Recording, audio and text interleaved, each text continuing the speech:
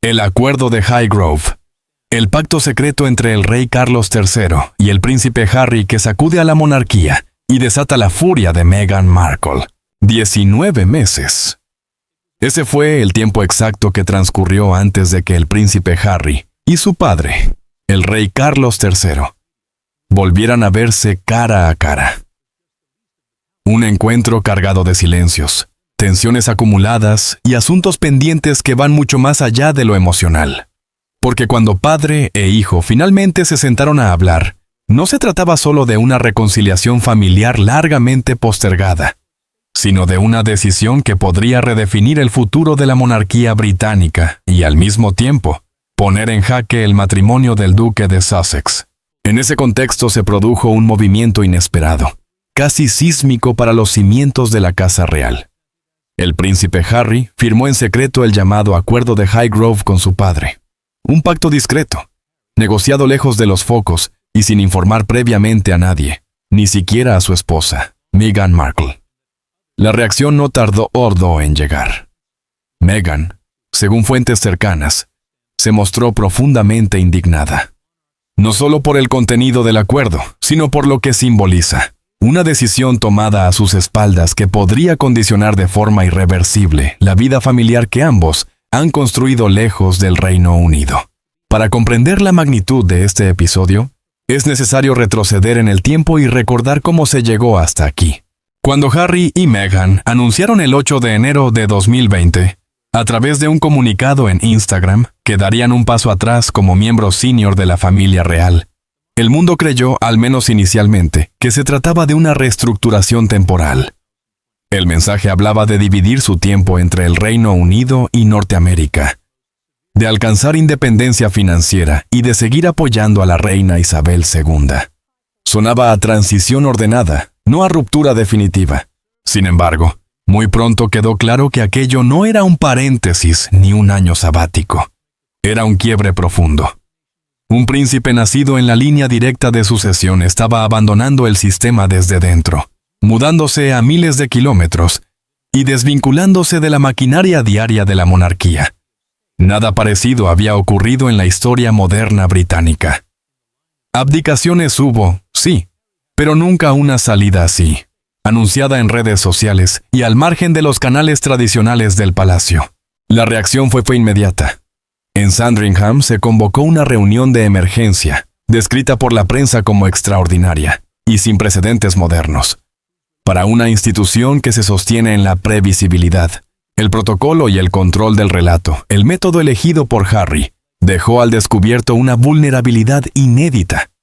Pero lo peor aún estaba por venir.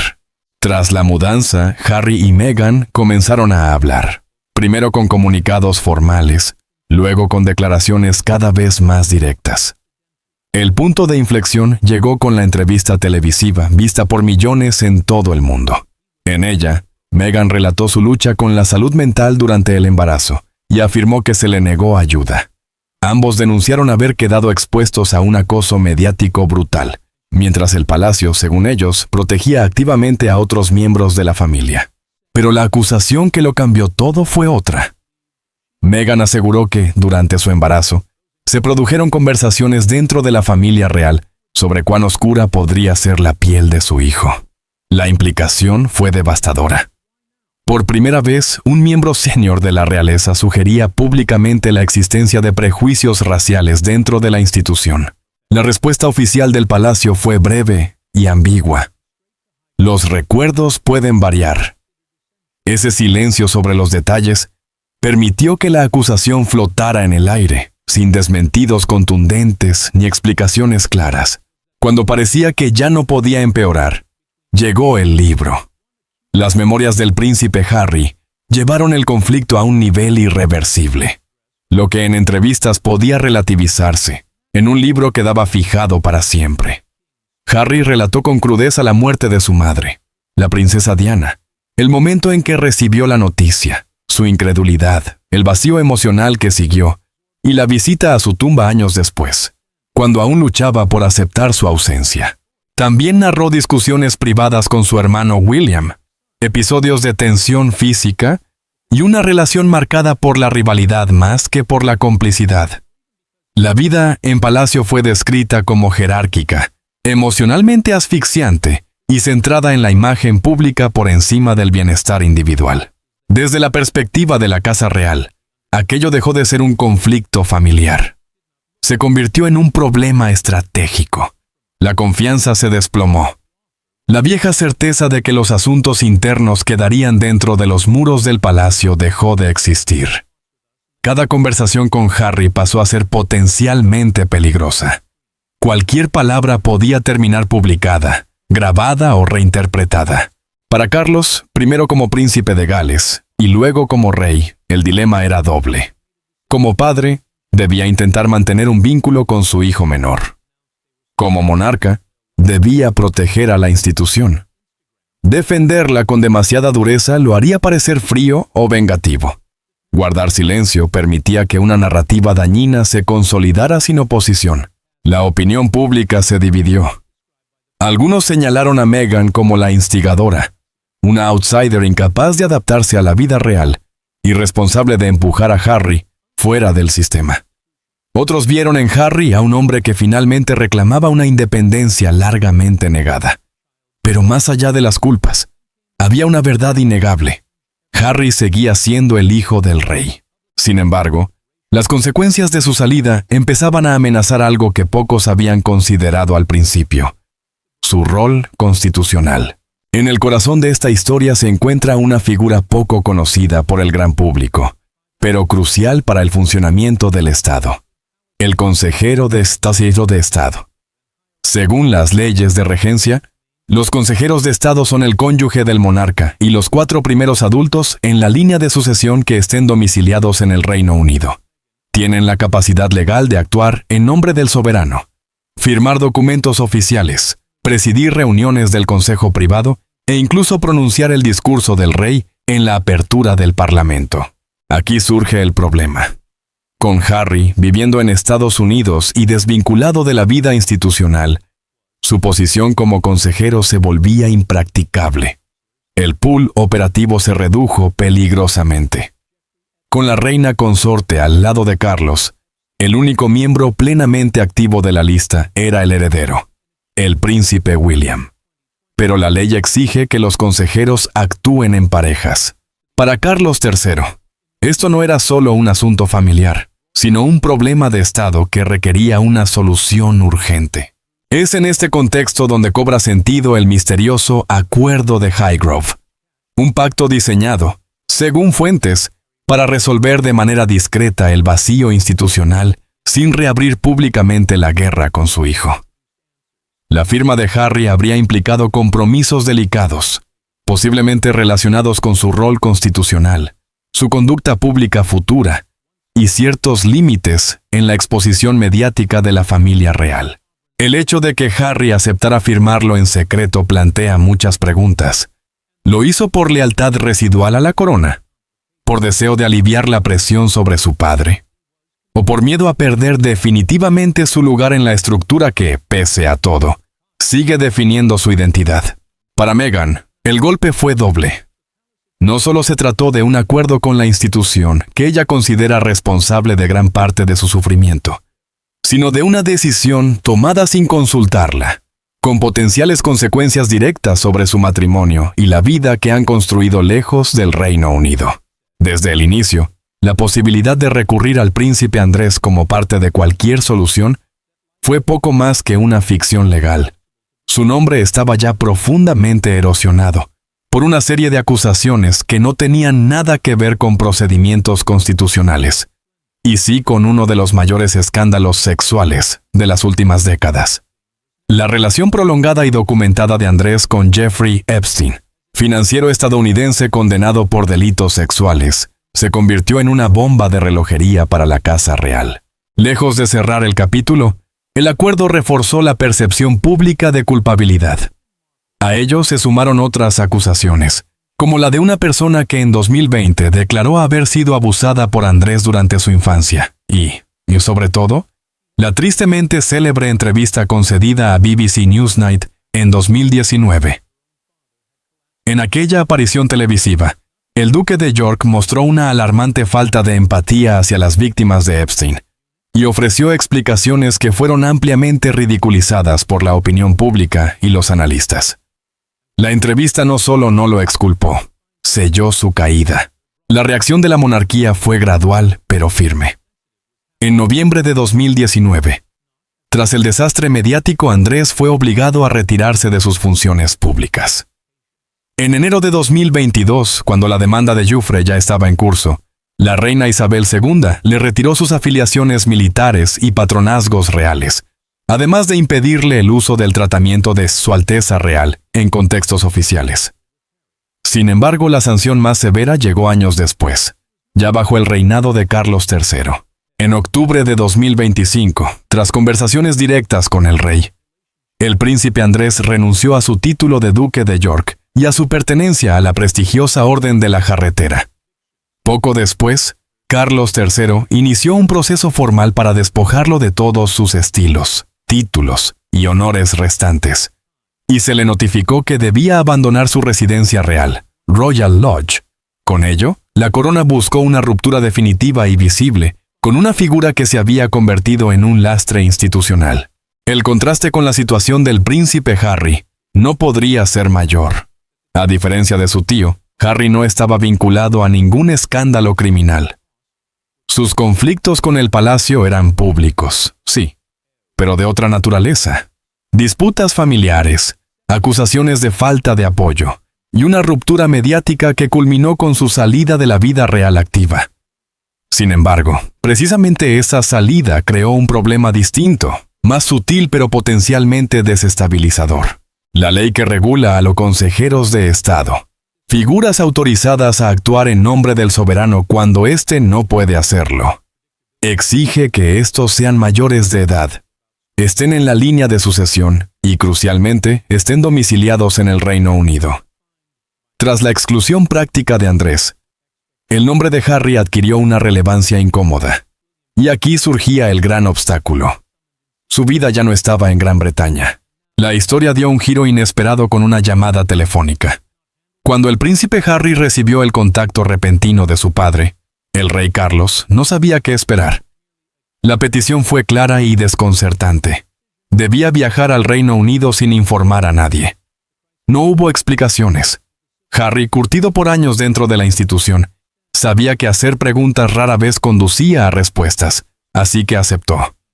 Le dijo a Meghan que se trataba de un breve compromiso benéfico, una mentira piadosa que más tarde tendría consecuencias. El encuentro tuvo lugar en Highgrove House. Carlos esperaba a su hijo visiblemente cambiado por el paso del tiempo. Más delgado, con movimientos contenidos, casi calculados.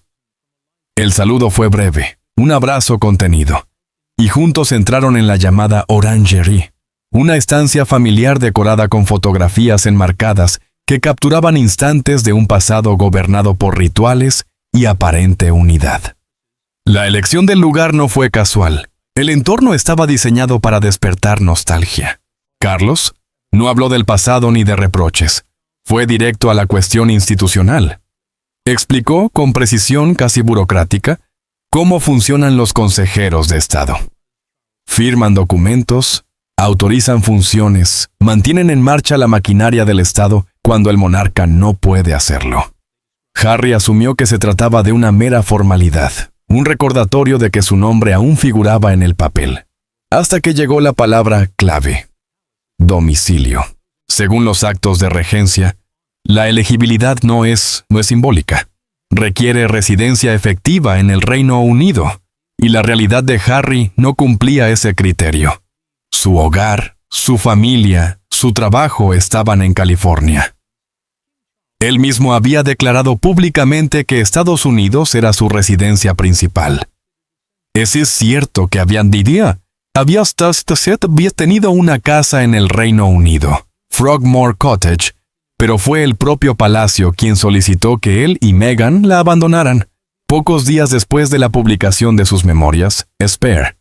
Aquella vivienda, regalo de la reina Isabel II, era mucho más que una casa. Era el último anclaje legal de Harry en suelo británico. Al perderla, quedó a efectos constitucionales a la deriva.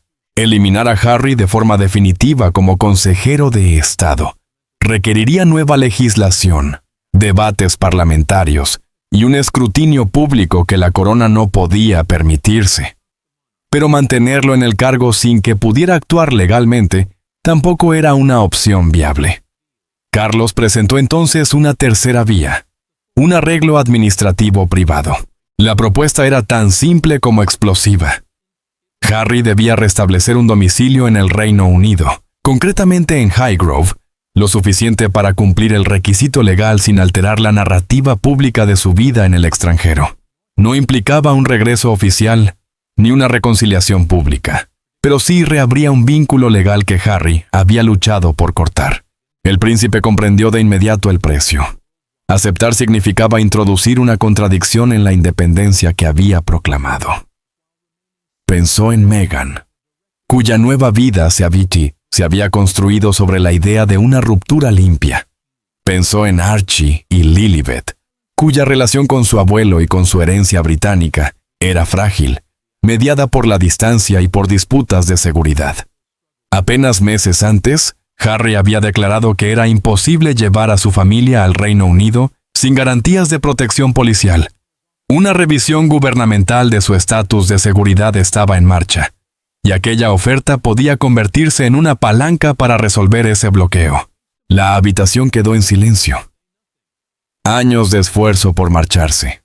El lenguaje de la huida, la convicción de que la salida era definitiva, pesaban sobre él. Firmar no significaba volver, pero sí aceptar que la partida nunca fue tan absoluta como creyó. Carlos no presionó. Sabía que la decisión debía ser voluntaria. Cualquier otra cosa estaba condenada al fracaso. Al final, los documentos fueron colocados sobre la mesa.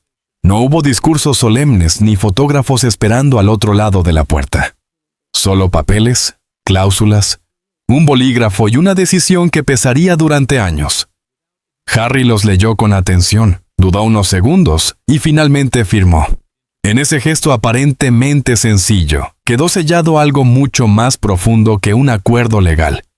Se activó una cadena de consecuencias personales, familiares e institucionales, cuyo alcance aún hoy resulta difícil de medir. La pregunta que quedó suspendida en el aire no fue si el documento era válido o si la estructura jurídica estaba bien armada. La verdadera incógnita era otra. ¿Podría Harry soportar el costo de esa firma? Porque el precio no se medía en términos económicos ni protocolarios, sino en silencio, tensión conyugal, fracturas emocionales y nuevas heridas dentro de una familia ya exhausta por años de conflicto público. Meghan Markle creía que su esposo había viajado para asistir a uno de sus habituales eventos benéficos. Nada extraordinario. Harry había mantenido durante años una intensa agenda filantrópica, y ese tipo de desplazamientos formaban parte de su rutina. Al principio, cuando no logró contactarlo, lo atribuyó a cuestiones logísticas, vuelos retrasados, compromisos que se alargaban más de lo previsto, zonas sin buena cobertura. Pero con el paso de las horas, algo empezó a resultar inquietante. No había fotografías. No había menciones colaterales. Para alguien cuyas apariciones públicas solían quedar registradas incluso de manera incidental, aquella ausencia absoluta comenzaba a ser demasiado visible. La intuición de Meghan, afinada por años bajo el escrutinio mediático, le dijo que algo no encajaba. Con acceso a la ubicación de su marido, revisó el sistema casi en silencio, no sin una punzada de temor íntimo. Esperaba encontrarlo en cualquier lugar menos donde apareció el marcador. Harry no estaba en un evento solidario. No estaba en tránsito. Se encontraba en Highgrove. En ese instante, el estómago se le cerró. No por celos, sino por la certeza de que se le había mentido. Cuando Harry regresó, no fue necesario que Meghan preguntara dónde había estado. Él lo supo apenas cruzó la puerta. Ella ya lo sabía. La única pregunta que formuló fue directa, contenida y devastadora en su sencillez. ¿Por qué mentiste? Harry entendió de inmediato que no había espacio para medias verdades. Si quería preservar algo de confianza, debía contarlo todo. Así lo hizo. Relató la llamada de su padre, La insistencia en el secreto, el marco legal cuidadosamente diseñado, la cláusula de residencia, el contrato de arrendamiento y, finalmente, la firma. Intentó explicar el proceso como algo técnico, casi administrativo, despojado de emoción. Pero ese esfuerzo fue inútil. Para Meghan, aquello no era un movimiento constitucional abstracto ni una maniobra institucional. Era una colisión directa con su propia historia personal. Meghan conocía el significado del distanciamiento familiar de una manera dolorosamente íntima.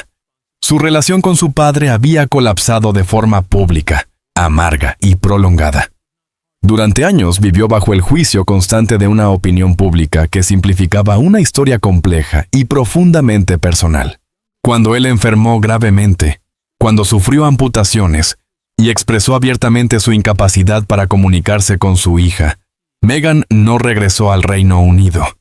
No lo hizo por indiferencia ni por desconocimiento, sino porque creía, y sigue creyendo, que las fronteras, una vez establecidas, tienen un sentido. Ella había dicho que no podías alcanzarlo. Él había dicho lo mismo. El silencio se volvió definitivo. Esa decisión no había sido solo suya. Meghan estaba convencida de que ella y Harry habían acordado proteger su núcleo familiar, centrarse en sus hijos y dejar de ser arrastrados hacia relaciones definidas por la presión, la culpa o las expectativas institucionales. Por eso, la herida no fue solo el contenido del acuerdo, sino la forma. Había habido otros encuentros antes, visitas previas de Harry a su familia, realizadas de manera abierta, con conocimiento y consentimiento de Meghan. Habían sido difíciles, sí, pero honestas. Ella lo había apoyado incluso públicamente. Entonces, ¿por qué esta vez ocultarlo?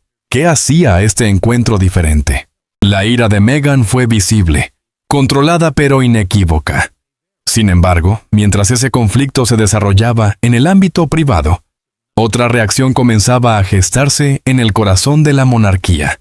Si el príncipe William no hubiera estado rodeado de personas conscientes de la gravedad de lo que estaba ocurriendo, personas que aún creían que el heredero debía saber cuándo algo sensible se movía dentro de los muros de la institución, quizás nunca se habría enterado de la presencia de Harry en el país. Y ese, precisamente, era el problema. Harry había regresado al Reino Unido en silencio. Se había dirigido directamente a Highgate Grove. Se había reunido con el rey. Y al marcharse, no hubo comunicado, ni filtración, ni aviso interno. Nada. William confrontó a su padre no como hijo, sino como heredero. Exigió explicaciones.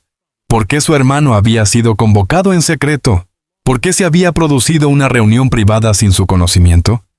¿Por qué una decisión con implicaciones constitucionales había avanzado fuera de su campo de visión? Charles no tuvo alternativa. Explicó todo. William escuchó con atención, pero al final perdió la paciencia. Durante años, había sido él quien sostuvo la imagen de estabilidad mientras su hermano convertía la ruptura en un producto mediático global. William había permanecido en silencio mientras las acusaciones recorrían el mundo. No respondió. Hizo lo que los herederos están entrenados para hacer, resistir. Y ahora descubría que, pese a todo, Harry seguía siendo considerado esencial para el funcionamiento de la corona, que había sido reincorporado al engranaje operativo sin su participación. La sensación de traición fue profunda. William se preguntó si su padre creía que él no podía soportar la carga solo. O peor aún, si pensaba que la legitimidad pública seguía fluyendo con mayor facilidad a través de su hijo menor. Lo que William aún no sabía era que la decisión nunca había sido una elección entre hermanos. Carlos III nunca fue un hombre dado a involucrarse emocionalmente de esa manera, a menos que el asunto tocara algo profundamente personal. Al llegar al trono, ya no era alguien que planificara décadas por delante, sino un monarca consciente del paso del tiempo, de los capítulos que se cierran y de las relaciones que, si se descuidan, pueden perderse para siempre. Su reinado comenzó bajo la sombra de la enfermedad y con una monarquía todavía sacudida por fracturas internas. En ese contexto, la cuestión de sus hijos pesó más que cualquier ajuste legal o parlamentario. Su discurso de Navidad de 2025 fue revelador.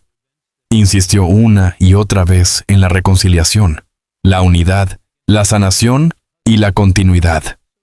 No como consignas políticas, sino como convicciones personales.